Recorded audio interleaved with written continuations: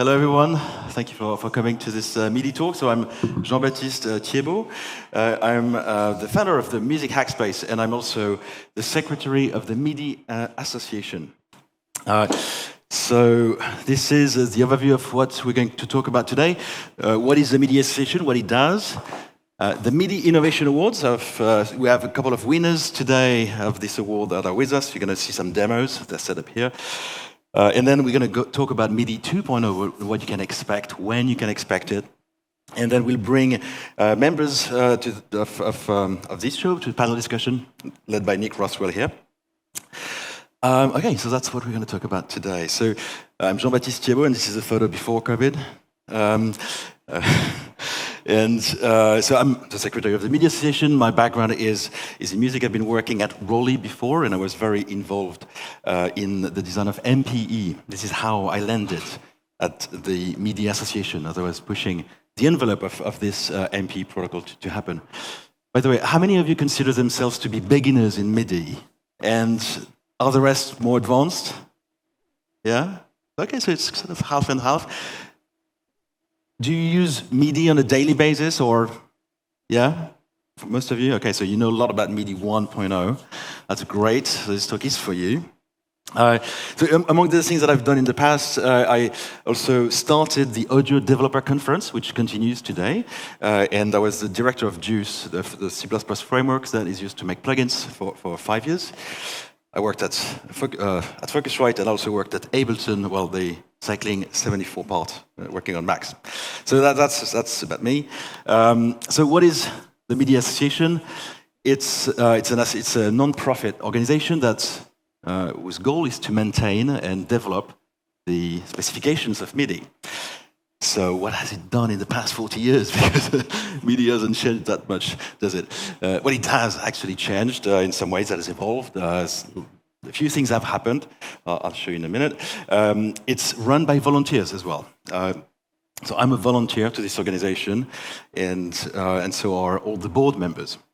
I'm going to give you a very brief history of MIDI. So it started in 1983. And this was the result of a collaboration between Kakehashi San, the founder of Roland, and Dave Smith, the founder of Sequential Audio. They made their synthesizer work together in 1982. And in 1983, MIDI was launched and demonstrated at NAMM. The MIDI Association was founded and started. And this is a TR-909, which is, I think, the very first product that supports MIDI, the first hardware that supports MIDI. And you can see not much happened on the cable front at the bottom. You see, you have the MIDI DIN. For 20 years, nothing changed there. It's good, it works. If it's not broken, don't fix it. And those starting to appear in the 90s. So Cubase 2.0, working for the Amiga, I think was out in the very early 90s. So that was the first audio workstation that supported MIDI. And then things have accelerated. In the 2000s, there was kind of a golden age of plugins. Many plugins started to exist and support MIDI. General MIDI, have you heard of General MIDI? Yeah, this is an interesting story for another day, but General MIDI is the thing that make people think that MIDI sounds bad, but MIDI is a protocol, right? It doesn't make sound. But General MIDI does. That's kind of what's funny about it. So on the cable front, it started to develop as well, to follow the evolution of devices, right? So USB was a big one, and it still is the most common way people use MIDI today. There was Ethernet as well that was supported. TRS, the jack cable, which works with MIDI as well, and then it was supported in web browsers, with Firefox leading the way. Google Chrome followed. One that will never support MIDI is Safari. Apple doesn't want, for security reasons, to support MIDI in the browsers. Unfortunately, we can't have that one. But most phone operators, Android supports it, iOS supports it, and so forth. Linux as well. What happened as well in the 2010s is the emergence of new controllers, the Haken Continuum, the Linstrument, the Seaboard, and plenty of others. I counted at least 10 products here that support MPE, so that's fantastic. It's really great progress, and in fact, it's really MPE that within the MIDI Association made people realize that what is effectively a hack. MP is not even an very elegant hack, but it works. So the purists among the media association felt, well, we can do better. We can actually we can increase the resolution for everything. We're still stuck with 128 values, and that's something that has to change. So this is where we are. There's a lot of cables that are supported, a lot of operating systems, everybody supports it, and these are the members of the Media Association. So, and if you follow this, I would explain why things are so slow in the Media Association, and with any project of that magnitude, because the first people we need to convince to do anything are the operating system companies. So getting Android and Apple and Google and Microsoft to agree on some standards, it's pretty hard. And they have a huge backlog of things that they want to do. So year on year, they test the MIDI 1.0's drivers. They check the box that it works. That's fine. Every year it happens, the operating system updates, and they don't need to change anything. But with MIDI 2.0, it's a different game, right? So while Apple has supported MIDI 2.0 since 2020, I'm sure very few of you know that, and Logic as well is MIDI 2.0 equipped. The drivers for Microsoft are just about being released, and they're released in beta, so we can expect for the next update of Windows that they will be in there, and developers will be able to start their work. So before you can be users of MIDI or developers, before you can use a MIDI 2.0 product, this is a chain that needs to happen. The operating system company needs to ship the drivers. The audio workstation needs to test with both Windows and Apple if it works there. And then the plugin instruments and the hardware, they need those to support it, to test it. Right? They can't test in a vacuum. So that's kind of the very, very long chain that happens, which starts with the operating systems, then the DAWs. I mean, at the speed at which things progress, Ableton Live will probably support it in about 10 years.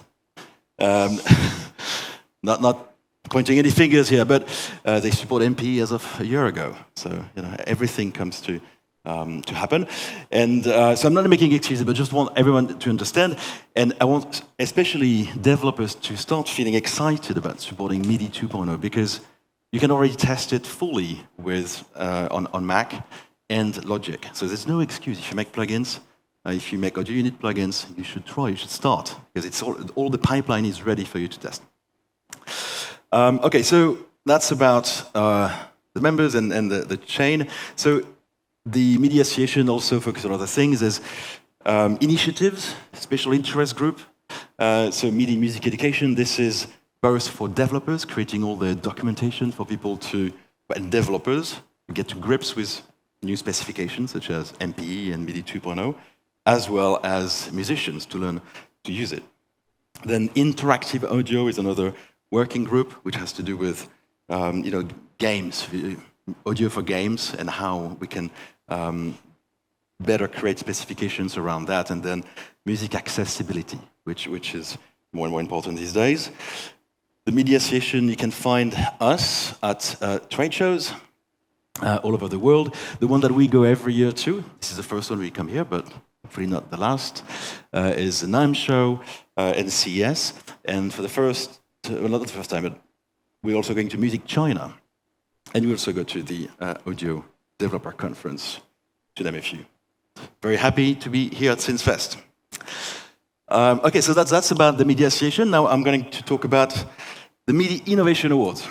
We started the MIDI Innovation Awards about 3 years ago, as we wanted to help the innovators who will work or are working with MIDI 2.0 and find innovative use cases for MIDI.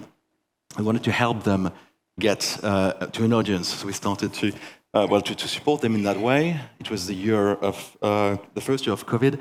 We partnered with NAMM, which was great because the show was not really happening there, and they helped us get a live and online audience for the live stream.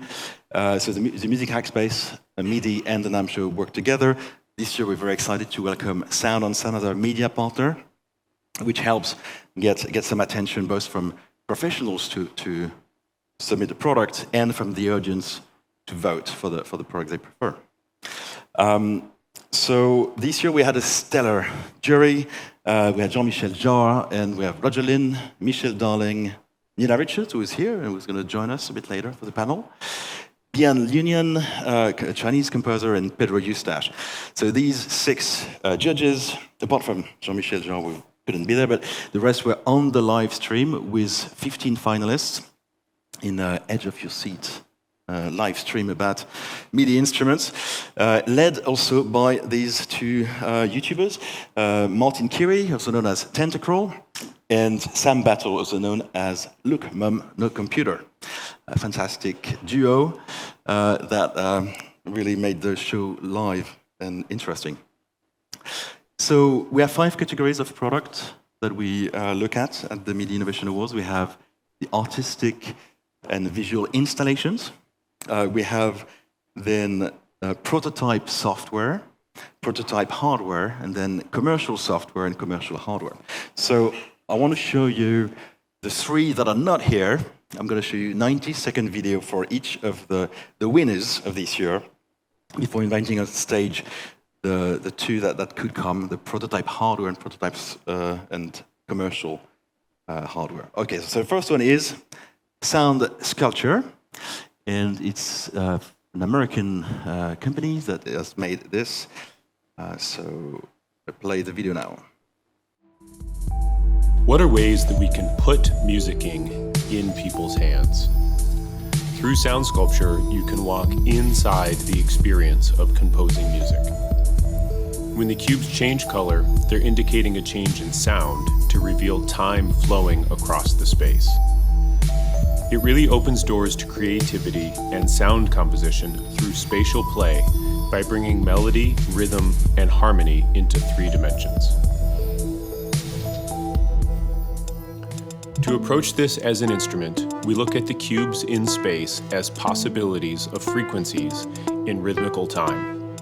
We can see the y-axis as pitch and the x-axis as rhythm or time. Changes in the placement of the cubes result in both changes in pitch and rhythm. If the cubes are neighboring and ascending and/or descending, a musical scale is formed. Grouping cubes and leaving space produces rhythmical variations. Aligning the cubes vertically on the y-axis creates coincidentally triggered notes at different pitch levels. In other words, harmonies or chords.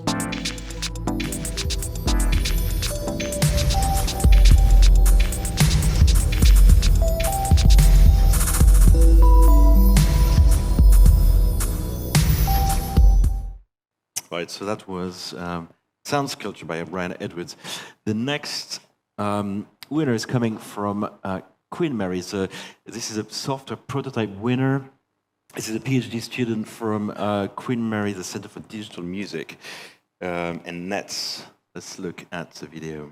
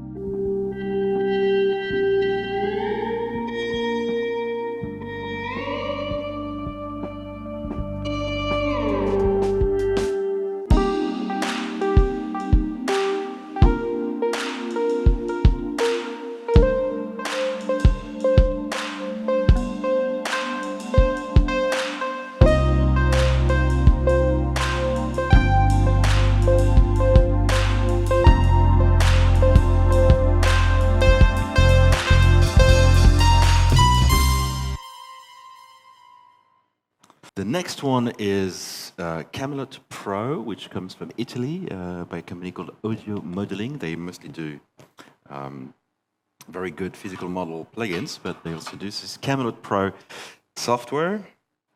In the world of music, the stage is where the magic happens. But behind the scenes, a multitude of instruments and technicalities are being managed. That can get overwhelming. Introducing Camelot Pro, your all-in-one solution for seamless musical performances. Camelot Pro is a complete performance environment that includes a setlist manager, digital mixer, software instrument and effects plugin host, PDF music score reader, multi-track audio player, flexible audio routing, cross-platform compatibility, and automation that can entirely redefine your system for each part of each song. At the heart of Camelot Pro lies its innovative MIDI system, a highly advanced MIDI patch bay and router with an entire suite of MIDI processing and management tools. Camelot's Smart Map system anticipates the MIDI 2.0 revolution with plug-and-play simplicity achieved using classic MIDI 1.0 communications. Camelot Pro puts all your performance tools in one place, working together harmoniously like the Knights of Camelot seated at the round table. With Camelot Pro, musicians can focus on what they do best, playing music and expressing themselves. Say goodbye to complexities and technical roadblocks, and hello to the stage presence you've always dreamed of. Connect with our vibrant community on Facebook groups and dive deeper into Camelot Pro's endless potential by exploring our knowledge base at kb.audiomodeling.com. Right, so yeah, that's kind of the spread of the products that were not coming, that did not come to this show here today. But we have the next coming from France. We have Sergueï. So hi, I'm Sergueï from Intuitive Instruments. We are a French company presenting Exquis, the new MPE controller, with its app. Basically, this controller is used with any software, but it is optimized for our own software here. So everything comes from a new layout of note, patented. For those of you who know about the Dualo DuTouch and the Dualo DuTouch S, it's kind of an instrument looking like an accordion. It is its direct evolution. We wanted to bring music composition and music learning to everyone, and that's what we made with the previous instrument. But we lacked something that was expressivity, because when you learn to play the cello or the violin, for example, or wind instruments, it's really hard to master and to hold the note, master the note. So we wanted to bring the mastery of expressiveness to beginners. But it happens that expressivity today, as you saw earlier, now it's made via MPE. And MPE is kind of a professional feature. So in the end, we arrived with a product that helped people compose music in an intuitive way. I'll show you with the keyboard in a second. But also satisfy professionals and to make expressive music. So you can see the keyboard here. So basically, our note layout here is made from semitones.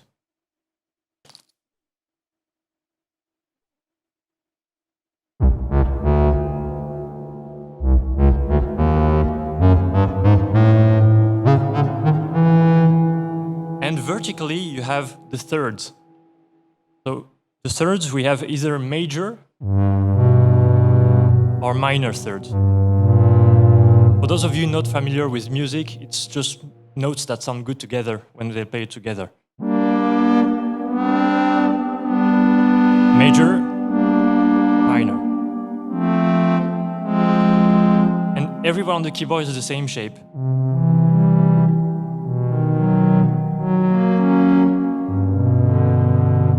And when you do the shape within the scale, within the lights, just play the chords of the scale, so you can play chord grids really easily. You can play a song like this.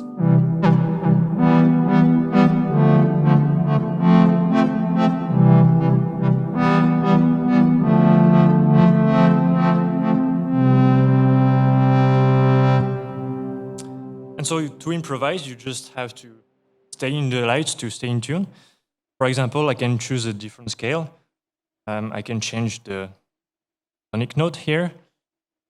Well, but I have blue keys and purple keys. The blue keys are the tonic notes, the root notes. So here I am, let's C. Okay, and then I can change the scale. So it is different set of notes we choose to play a song. For example, I can choose an oriental scale, just sound like this.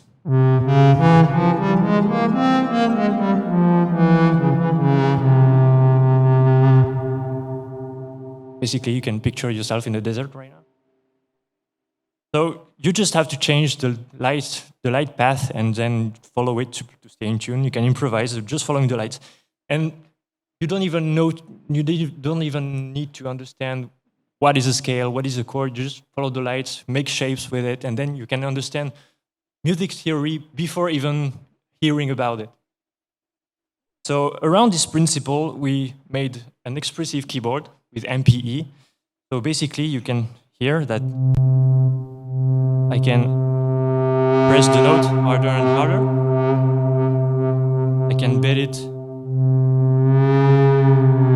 up and down. Oh, let me change the sound. Yeah, this one. Press, bend up and down.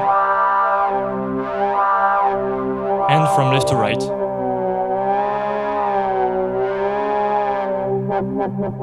And MPE allows us to do it on a few keys independently. If I hold one here and one here, moving the note here doesn't affect the one below. And so basically, we say to all the beginners that you don't need to play a lot of notes to make music, you just need to make them live. For now, I can only play a song by making... Just by doing this, I'm already telling a story.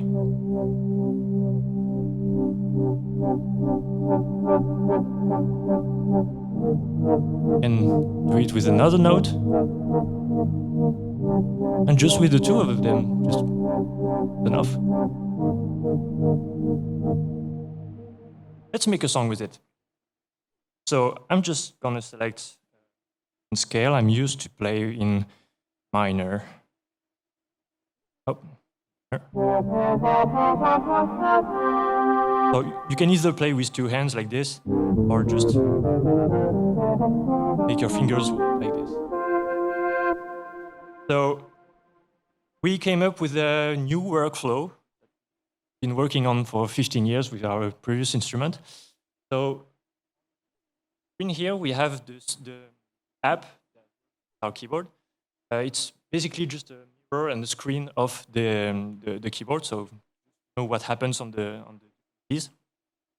So you can first set your instrument with the settings button here.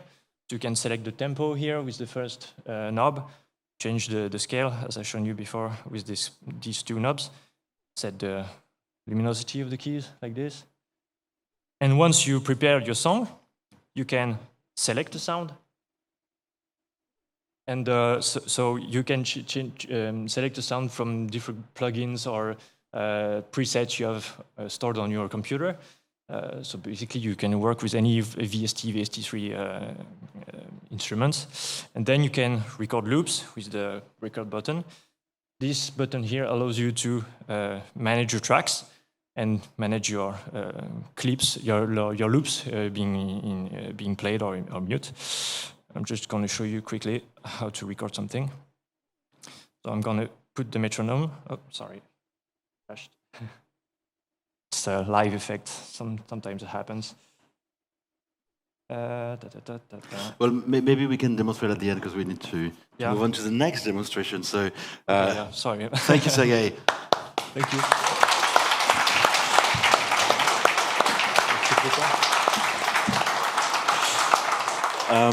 And Sergueï works also with Bruno Verbrugge, who's around here, and will join us for the second part of the panel. Thanks so much. And we're going to invite Andrea Martelloni, another finishing PhD student from Queen Mary, Centre for Digital Music in London. It's very coincidental, actually, that we, as a country, the UK is so well represented. It's completely coincidental because it's a global competition, and most of the media association is actually based in the US. So I'm going to... Yes, exactly. So please welcome Andrea Martelloni for the HITar. Hi. Thank you, everyone. And, well, I'm aware this is called SynthFest, and I've got a guitar here. So the first question that I have for you, even though I can't really see you, is how many of you play guitar? Oh, fair hand showing. There you go. So, I mean, this is a... Can I have... There you go. This is an instrument from the... Basically, like, in SynthFest terms, this is an instrument from the ancient past. We're thinking about, like, 2030, 2040 here. And this is, you know, from the 1910s, probably 1920s. But, and what do you think when you see something like that? Probably folk, right? So... ballads.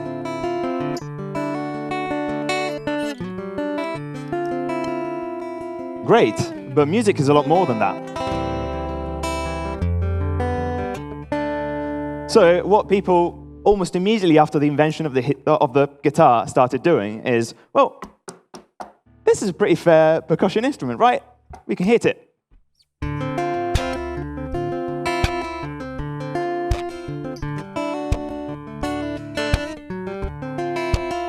You already have a little bit of a feeling of, you know, this starts having a little bit of a rhythm. I like this. But where can you go from there? Can you hear anything here? I mean, you can hear something. But I just wanted to hear this.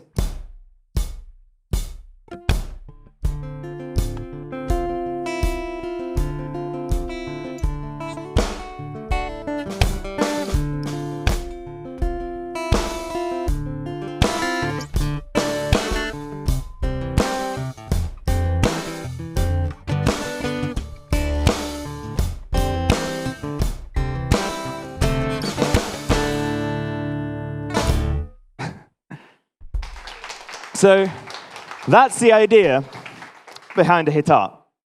And the thing is, I mean, I've talked at length about percussive fingerstyle, what it means to people doing percussive fingerstyle. But the thing is, like, how difficult is it actually? And the gesture that really, all that it takes to get a percussive sound, even like taking the HITar completely out of the way, is just this movement. So we have a nice mallet in our hand, which is our heel. So I associated that heel to my grounding, to my kick drum. And then usually, it just so happens that most of what the rest of the hand is doing is really just like accent, snare-like sound. So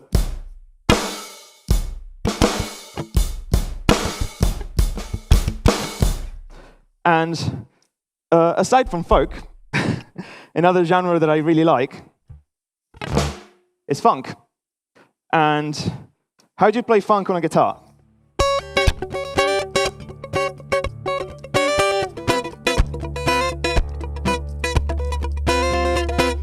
But what if I bring a little bit of drums in?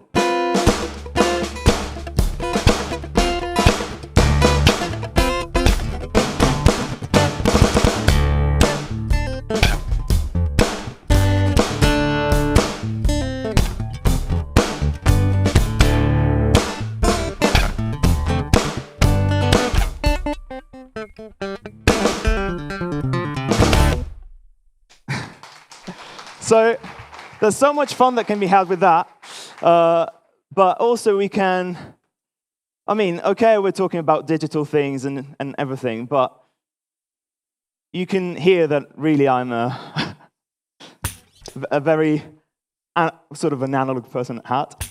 And I like my hand percussion. And the pandeiro is a Brazilian percussion I really love. And the thing about using the system to trigger and to control one drum, so different ways to strike a drum, it kind of feels more together and also a little bit more together with the instrument.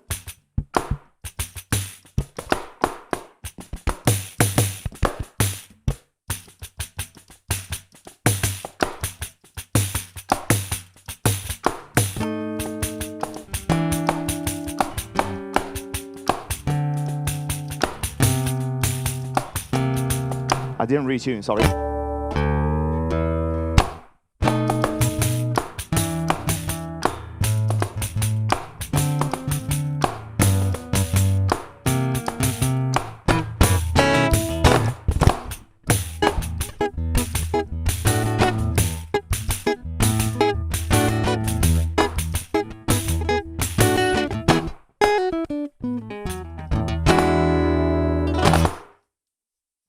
And I guess we can go the extreme opposite. And this is actually an idea that I had when people said, "Can you play dubstep with this?" I was like, I don't know, let's try and find out. So let's see if I can do it.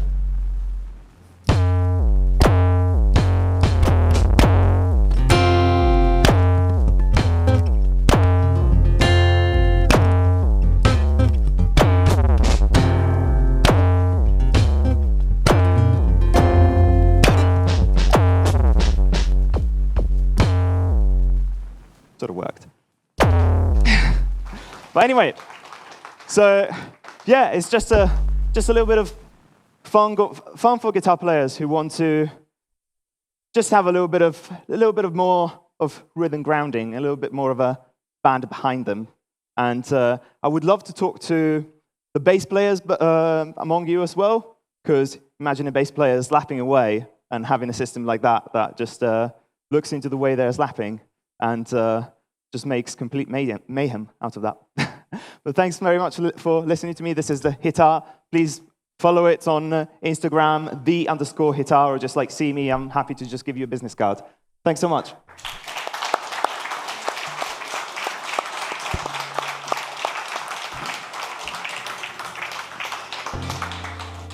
Fantastic work. Thank you so much, Andrea. So yeah, 5 winners this year to watch, and please stay after. They'll be very happy, I'm sure, to answer your questions.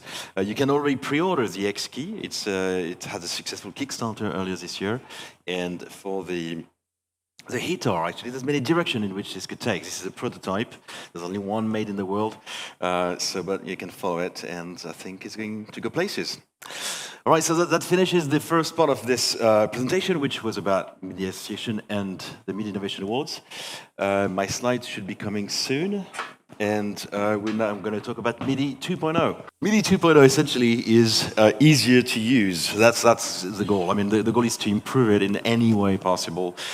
One thing in particular that was improved is changing from one direction only. You send a message to the other device, and then, the tumbleweed never responds, right? That's not the way MIDI 1.0 works.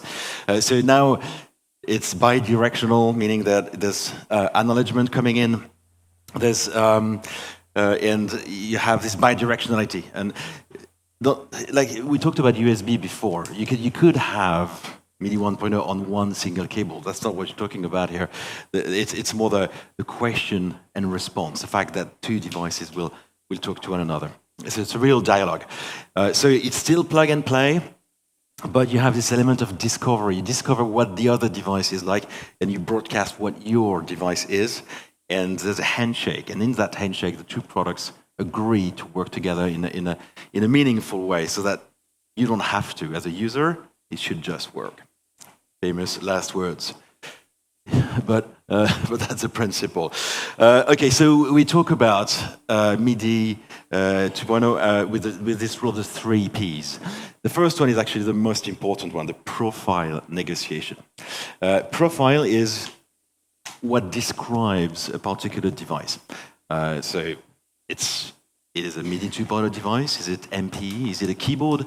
What kind of response does it have? And that's, we talk about negotiation here because that profile is exchanged between the two devices that are plugged together, 2 or more. And when you broadcast your profile, you also receive the other's profile and you negotiate. So for example, the negotiation is if you send your profile to another device, and you don't hear anything back, then you assume that it is a MIDI 1.0 device, and you're going to send all of your data as MIDI 1.0 so that the other device can understand it. That's obviously very important. We don't want all the MIDI 1.0 products in the world to be not working anymore, so they will continue to work. They even will continue to work over MIDI 5-pin DIN. So that's an important one as well, to be fully backward compatible. The second P is property exchange. So if you're into software development, you know a lot about getters and setters. This is exactly this. You have the ability to request what the parameters are for another device or what the properties are, and you can set them to a different value, like set the volume from 7 to 1, change this LFO from 0.5 to 0.7, etc. So that's, you query what the properties are, and then you set them. And then the process inquiry is essentially discovering everything that's happening. So if you have a very complex device with many voices working, which notes are playing, etc., you can query that, and you can also change it, or you can change your behavior based on what the other one is doing. So I guess if you're all discovering this today, it must feel pretty abstract, pretty complicated, and it is. I'm not gonna lie to you. It's complicated, but if you're a developer and you're serious and you really want your user to be entering the future, this is worth it. We have a lot of examples. We have benchmark hardware that we ship for free to all the members of the Media Association, so you can really start working with it. You get a little bit of the sense of the complexity, but also of the features in the next video that I'm going to play. One of the working group is working on this orchestral articulation. This is one of the most complex kind of profile, because orchestral articulation have hundreds of these nuances, right? Articulation for each instrument. So if you consider all of them, that profile is the most complex we work on. So my colleagues have done this video, which I'm going to play.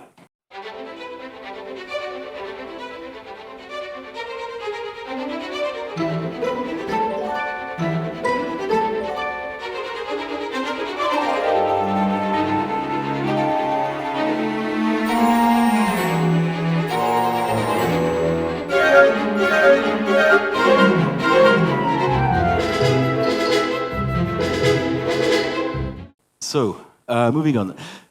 MIDI 2.0 includes MIDI 1.0, meaning that, MIDI 1.0 products are going to continue to work, including 5-pin DIN.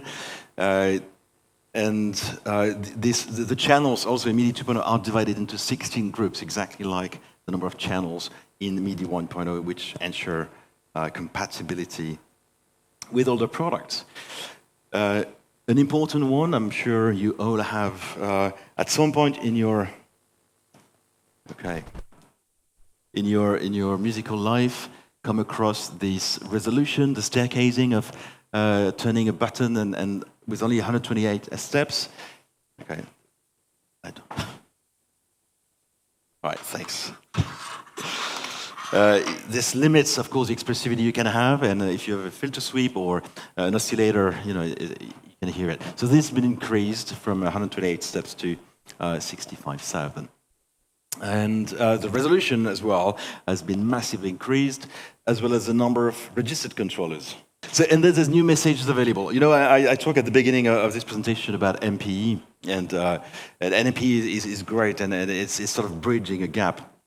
But there's, and the main problem is the per note control. This is what really MP is addressing. It's like what you want is when you press a note, MP, you want to control it in many different dimensions, and not every instrument designed, as we've seen, is as a keyboard layout as well. So you can have a breath controller, you can have a lot of very interesting things that maybe don't exist yet, where you need more per note control. And MP would, be limited still in the number of things that we can do. So MIDI 2.0 solves kind of that problem. MIDI 2.0 is ready. So, again, Sergueï is back. Okay, so MIDI 2.0 is ready. It's already available on Apple, Android, and Linux OS, and is coming to Windows in 2023, maybe 2024. They actually are meeting right now, today, in Redmond, where the headquarters of Microsoft is, with the Media Association and other stakeholders. So this is moving quite fast. And GarageBand already supports it as well. And GarageBand, I don't know actually, sorry. Logic does. So you can start testing. What I can tell you about the future and who we can expect to see products coming from, because they've signed a logo agreement, so they're planning on using the beautiful MIDI 2.0 logo on their products. These companies, so Native Instruments, Yamaha, Roland, Korg, Apple, Analog Device, Aminot was making the first prototype of this as well. So you can expect to see some products coming fairly soon. Apparently, there was a leak of a Korg device that's MIDI 2.0 enabled. So if you look it up, I don't know if it's a true thing or if it's a real leak, but definitely one company that we expect to see some products from. Right, so that concludes my talk about MIDI 2.0. I know I'm leaving a lot of questions unanswered, especially if you're a developer, you might want to earmark the next 6 months of your life to work on those specifications. I'd be very appreciative. And we're here to support you. You don't have to be a member, corporate member of the Media Association to talk to us. There's a lot of things that are available for free for members as well. If you see something that you don't like in MIDI, tell us, and even better than tell us, come and fix it with us. This is a volunteer association, and this is by working together that we make it better.